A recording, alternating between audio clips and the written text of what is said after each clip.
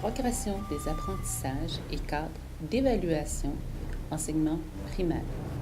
Le premier outil prescriptif est la progression des apprentissages. La progression des apprentissages au primaire constitue un complément à chaque programme disciplinaire en apportant des précisions sur les connaissances que les élèves doivent acquérir et être capables d'utiliser à chaque année du primaire. Il s'agit d'un outil qui est mis à la disposition des enseignantes et des enseignants pour les aider à planifier leur enseignement et les apprentissages que feront leurs élèves. Place des connaissances dans l'apprentissage. Connaissances et compétences sont appelées à se renforcer mutuellement. D'un côté, les connaissances se consolident à travers leur utilisation. De l'autre, l'exercice des compétences entraîne l'acquisition de nouvelles connaissances.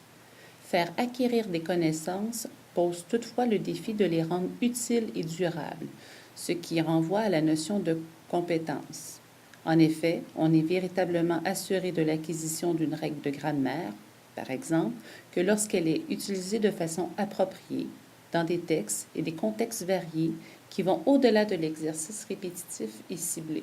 Dans la progression des apprentissages, 3 symboles seront utilisés. Premièrement, la flèche. La flèche indique que l'enseignement doit être planifié de manière à ce que l'élève entreprenne l'apprentissage de cette connaissance au cours de l'année scolaire et le poursuive ou le termine l'année suivante en bénéficiant toujours de l'intervention systématique de la part de l'enseignante ou de l'enseignant. L'étoile, pour sa part, indique que l'enseignement doit être planifié de manière à ce que la majorité des élèves aient terminé l'apprentissage de cette connaissance à la fin de l'année scolaire. L'espace grisé indique que l'enseignement doit être planifié de manière à ce que cette connaissance soit réutilisée au cours de l'année scolaire. Voici un exemple de la progression des apprentissages. La progression est un outil et cette dernière ne remplace pas le programme. Ici, nous pouvons remarquer l'utilisation des 3 symboles: la flèche, l'étoile et la zone grisée. Les énoncés en caractères gras indiquent les éléments de contenu prioritaires qui exigent qu'on leur accorde plus d'importance en classe. La progression des apprentissages est divisée en 2 sections: connaissances et utilisation des connaissances. Ce document offre une vue d'ensemble des apprentissages que les élèves doivent réaliser tout au long de leur parcours artistique au primaire. La première section est consacrée aux connaissances que les élèves devraient posséder à la fin de chaque cycle. La deuxième section illustre, par des actions observables, la façon dont ces mêmes connaissances sont mobilisées lors de l'exercice des 3 compétences dont le programme vise le développement. Les verbes d'action utilisés pour les énoncer marquent la progression des apprentissages pour chacune des composantes des compétences, d'un cycle à l'autre et d'une année à l'autre dans chaque cycle. Les programmes d'art du primaire ont été conçus de façon à assurer une progression continue des apprentissages artistiques dans une même discipline, de la première à la 6e année. Une telle continuité n'étant toutefois requise que pour une des 2 disciplines artistiques, il peut arriver que la deuxième ne soit pas enseignée en continuité tout au long du primaire. Dans un tel cas, il importe d'assurer aux élèves une formation en art aussi complète que possible tout en tenant compte de leurs capacités. Par exemple, si le cours de musique est offert au cours d'un cycle seulement, l'enseignante ou l'enseignant s'efforcera d'amener les élèves à acquérir, outre les connaissances propres à ce cycle, les autres qui sont jugées essentielles.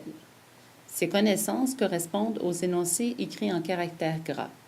En somme, c'est en acquérant progressivement les connaissances précisées dans le présent document que les élèves pourront développer les compétences prévues au programme. Pour les enseignantes et les enseignants, ces tableaux permettront d'offrir aux élèves les conditions préalables au développement des compétences du primaire. Passons maintenant au deuxième outil prescriptif, les cadres d'évaluation.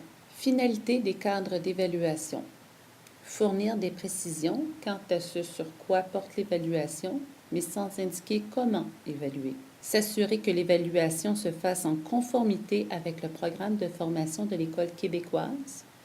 Et enfin, s'assurer de la réduction du nombre de résultats à consigner et à communiquer. Les outils d'évaluation sont au choix de l'enseignant. Le moment et la nature des évaluations devront être résumés dans les normes et modalités de l'École. Voici un portrait avant l'allègement. La compétence 1 comptait 6 critères d'évaluation et un résultat à produire. La compétence 2 comptait pour sa part 5 critères et un résultat à produire également. Avec l'allègement, la compétence 1 et la compétence 2 ont été jumelées. 5 critères d'évaluation ont été retenus. Un sur la maîtrise des connaissances, 4 sur la mobilisation des connaissances et finalement un critère de rétroaction qui ne doit pas être considéré dans le résultat. Pour la compétence 1 et 2 jumelées, un seul résultat sera à produire. Avant l'allègement, la compétence 3 tenait compte de 4 critères d'évaluation et d'un résultat à produire. Avec l'allègement, la compétence 3 compte 2 critères d'évaluation, un sur la maîtrise des connaissances et l'autre sur la mobilisation des connaissances. Il y aura donc un résultat à produire. Il est important de noter que nous avons un résultat à produire pour la compétence 1 et 2 jumelées, un résultat pour la compétence 3 et qu'au bulletin, le libellé sera un seul résultat, soit disciplinaire. Place des connaissances dans l'évaluation. Les connaissances sont au cœur de l'apprentissage, sont un moyen de réfléchir et de comprendre le monde. Acquises, comprises, appliquées et mobilisées. L'évaluation doit être tout au long des apprentissages.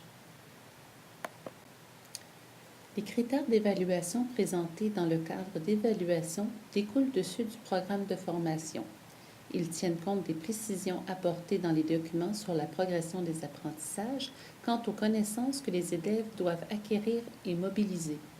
La présentation des critères est structurée de façon à simplifier l'évaluation en permettant notamment de réduire le nombre de résultats à consigner et à communiquer dans les bulletins.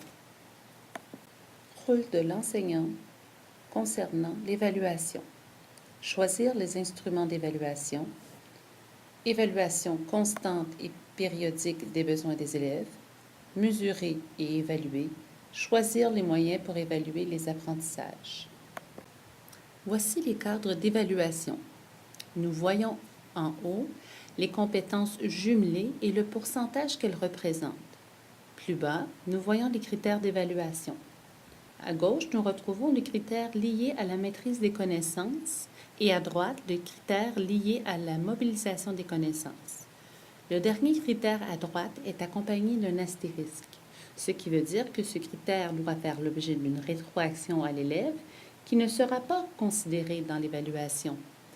Pour la compétence 1 et 2 jumelées, elle représente 70 % du résultat.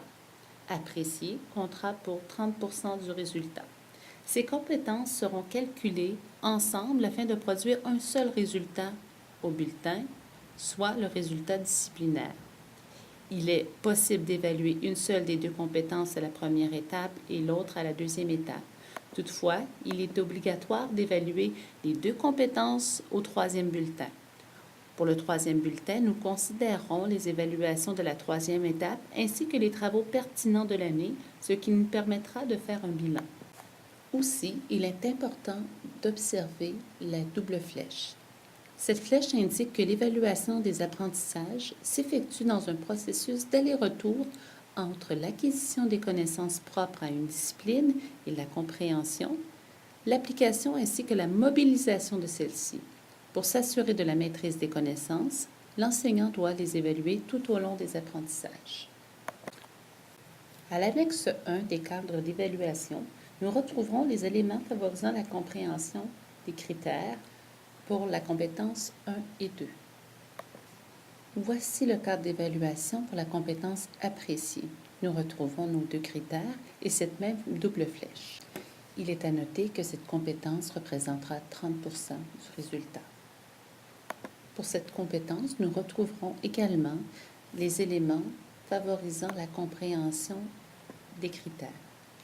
Pour terminer, en utilisant la progression des apprentissages et les cadres d'évaluation, nous pourrions faire un lien entre la section connaissance de la progression avec le critère maîtrise des connaissances et les autres critères pourraient être liés à l'utilisation des connaissances.